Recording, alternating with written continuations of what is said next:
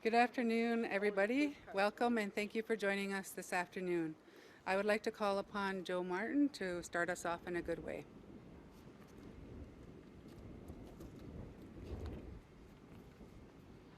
Sego Sewa Guego. Hello, everyone. My name is Joe Martin, and the Chief Mark Kill asked me to do the opening today. We're going to do a Thanksgiving address in the Mohawk language, a short version, and then I'm going to pass the mic back over. So Tohoncios, Kanjoko Sungwawi, Ne Sungwai Ediso, Ne Wahi Dating Lad, Ne Sungwai Ediso, Ne Wahi Dating Lad, Ne Guegoji Nahodo, Do Dule Lasani, Ne Jihun Jade, Jijulunto, Dating Olada, Ne Ungoi Sua, Etani Dange Ni Ongwat Nigula, Dating Lad, Ne Ketni Staha, Ohun Jade, Etani Dange Ni Ongwat Nigula, Dating Lad, Ne Ganegalunyo, Etani Dange Ni Ongwat Nigula, Dating Lad, Ne Gunjok Sua, Etani Dange Ni Ongwat Nigula, Dating Lad, Ne Ojinowak Sua, Etani Dange Ni Ongwat Nigula, Dating Lad, Ne Onunkwa Sua, Etoni Dange Ni Ongwat Nigula, Dating Lad Ne John Hekwo, Ne Sagli Honde Ne Honeste Onus La Dano Saheda, Etoni Dange Ni Ongwat Nigula, Dating Lad Ne Gahikson, Ne Sagli Honde Ne Ni Hondesa, Etoni Dange Ni Ongwat Nigula, Dating Lad Ne Gelhide Sun, Datno Oguleson, Ne Sagli Honde Ne Wata, Etoni Dange Ni Ongwat Nigula, Dating Lad Ne Gundilio, Ne Sagli Honde Ne Uskanundo, Etoni Dange Ni Ongwat Nigula, Dating Lad Ne Jit Down Gu Asu, Etoni Dange Ni Ongwat Nigula, Dating Lad Ne Akeni Staha Asa Taneka Galakwa, Etoni Dange Ni Ongwat Nigula, De Chinulad Ne Sungwat Ji Unjege Galakwa, Etoni Dange Ni Ongwat Nigula, De Tino Lada Ne Ladiwela, Etoni Dange Ni Ongwat Nigula, De Tin Lad Ne Oji Stokolanya, Ne Jigalanyage, Etoni Dange Ni Ongwat Nigula, De Tin Lad Ne Gaeli Ni Ongwedige, Etoni Dange Ni Ongwat Nigula, De Chin Lad Ne Scanadanya, Etoni Dange Ni Ongwat Nigula, De Chinulad Ne Sungwai Diso, Ne Se Wakata, Ne Oya Aze, Wani Salade, Etoni Dange Ni Ongwat Nigula, Ona Eto Se Ogego, Dogateno Sigini Goha, He's an Ace Okodago, that Naiza Sioge, that no Eto.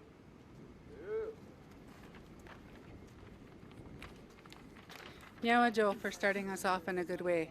My name's Tammy Martin. I'll be your MC for today. I'd like to acknowledge that we have with us today Darren Montour, Chief of Police for Six Nations Police Service. We also have Rob Davis, Chief of Police for the Brantford Police Service, and we also have Dr. Dirt, who's coroner for Ontario.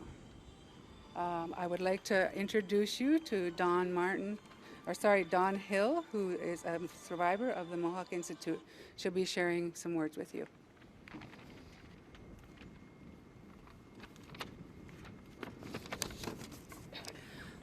This letter is dated July 21st, 2021, and it's addressed to Chief Darren Montour of the Police Department.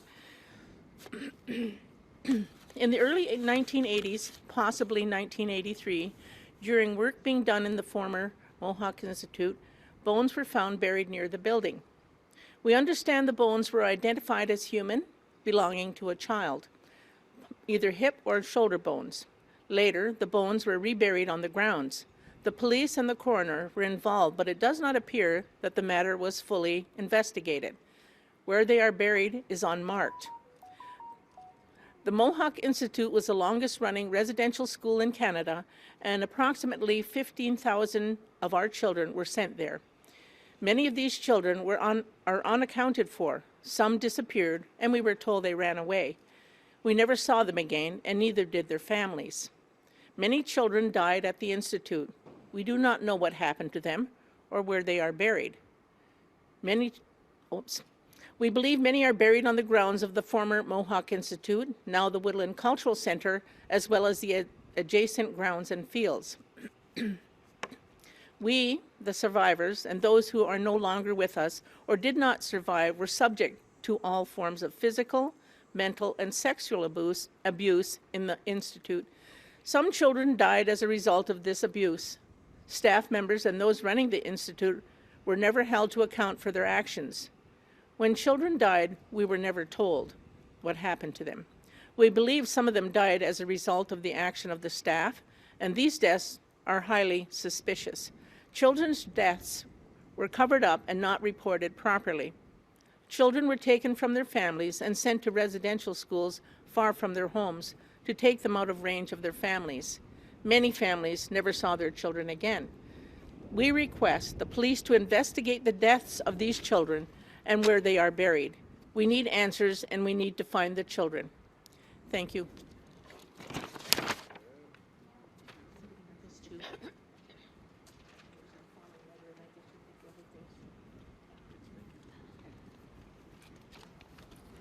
Thank you, Don, for sharing that with us and for passing that information off to Chief Montour. I would also like to ask Chief Hill to the podium to share some remarks as well.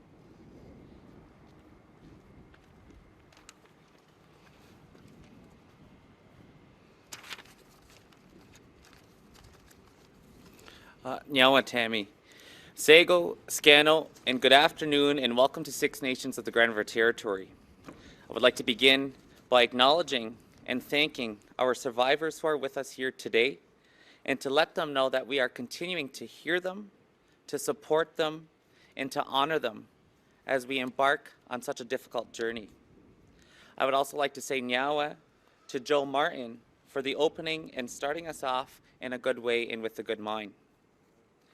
The Mohawk Institute opened in 1828 in Brantford in what is now Ontario.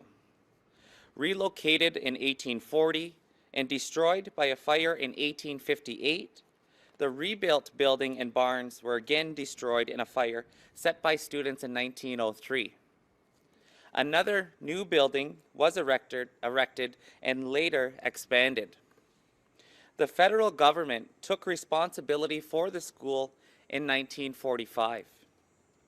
The institute was finally closed in 1970, although some children were held in the residence until 1971.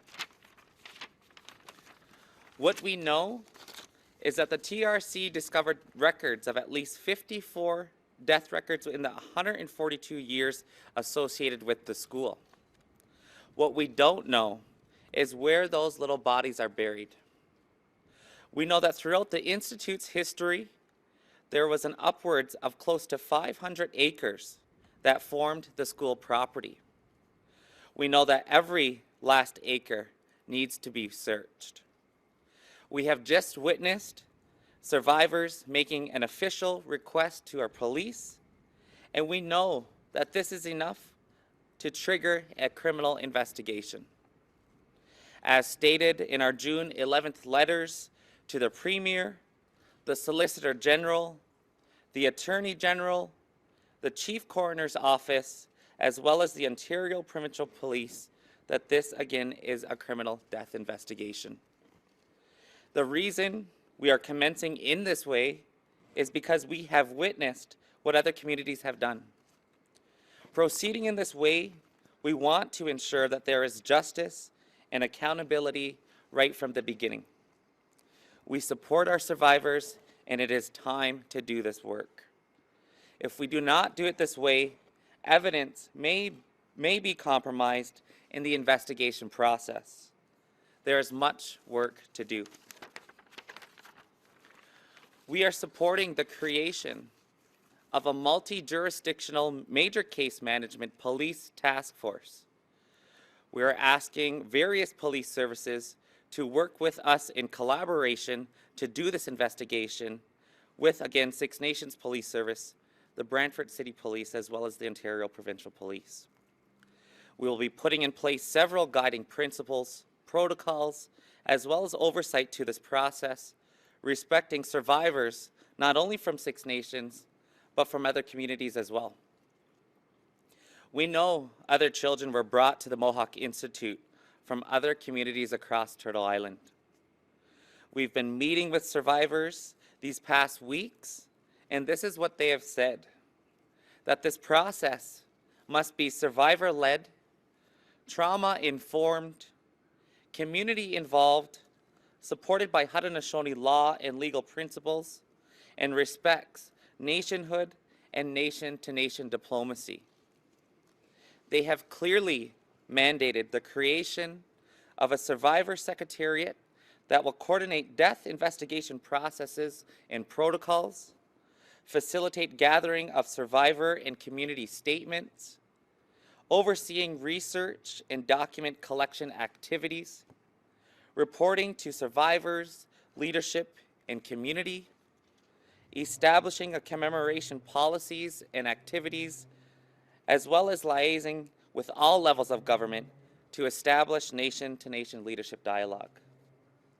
Time is of an essence. Survivors are saying to move now. We have not yet received any funding from the federal or provincial governments to move this important work forward.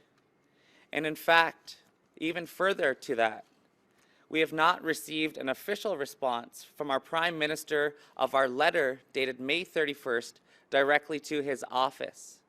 In fact, our community was quite disheartened to learn that our Prime Minister was in Hamilton yesterday, less than 30 minutes ago from the Mohawk Institute, and has yet to visit this place and has yet to visit our survivors and our community. In support of our survivors, to do this investigation under the newly created Survivors Secretariat, the Six Nations of the Grand River Elected Council passed a motion earlier this week to provide $1 million to the survivors so that they can begin this vital work, and again on an interim basis. And let's be clear that this is not a political process. This involves our entire community, led by our survivors. We are here to provide support and resources, and we hope that all other communities and organizations will do the same. With this work, what we've learned from other communities who are also going through the same pain and trauma is that we need to take our time to do our own healing in this journey. With that in mind, due to the sensitivity with what has just transpired with the official launch of this investigation, we will take a moment to absorb this and process it, and we'll be happy to speak with media in the next few days when more details will be shared.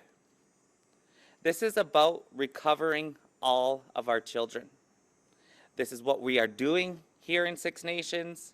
We have stated this in multiple letters, and we have again stated this within our community as well. This is a criminal investigation, and our goal is to search for justice. And please let us all remind us on this important day that every child truly matters in this country. And if this government is serious, then they'll work with us to make sure that we bring every single one of them home. Thank you, Nyawa, for joining us. I'll now pass it back over to our MC, Tammy, who will then go to Joe for the closing of this portion of our announcement. Nyawa.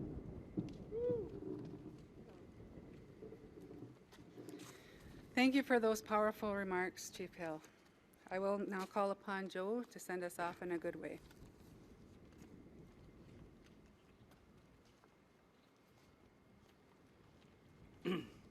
So don't see us can joke sungawi ne sungwai diso ne wahi 18 lad ne sungwai diso ne wahi 18 lad ne gwego ji no hodo do dole la sani ne ji hunjade jujulunto de 18 lad ne ongwai su hitani dange ne ongwat ni gula de 18 lad ne aket ni sta hunjade hitani dange ne ongwat ni gula de 18 lad ne ganega lunyo hitani dange ne ongwat ni gula de 18 lad ne gunjok su hitani dange ne ongwat ni gula de 18 lad ne oji no wak su hitani dange ne ongwat ni gula de 18 lad ne onunkwa su hitani dange ne ongwat ni gula de 18 lad ne janheko ne sagali honde ne honeste onus la dat no saheda hitani dange ne ongwat ni gula de 18 lad ne gahik su ne sagali honde ne ni hondesa hitani dange ne ongwat ni gula de 18 lad ne gahi de su dat no ogole su ne sagali honde ne wata hitani dange ne ongwat ni gula de 18 lad ne Gundilio ne sagali honde ne uskanundo hitani dange ne ongwat ni gula de 18 lad ne jita ongu asu hitani dange ne ongwat ni gula de 18 lad ne ketni sta asantaneka galakwa hitani dange ne ongwat ni gula de chinu lad ne sungwa ji un jege galakwa hitani dange ne ongwat ni gula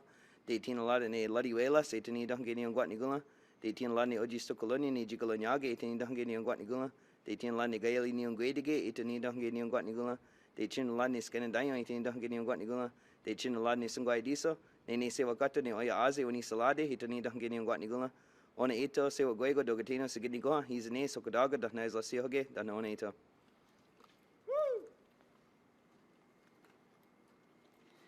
Now, Joe, for those closing remarks. Media, we know that you are anxious to have interviews. Can we just ask that you respect the privacy for the next day or so? Please reach out to our communications department, who will be happy to schedule media requests. Thank you for coming.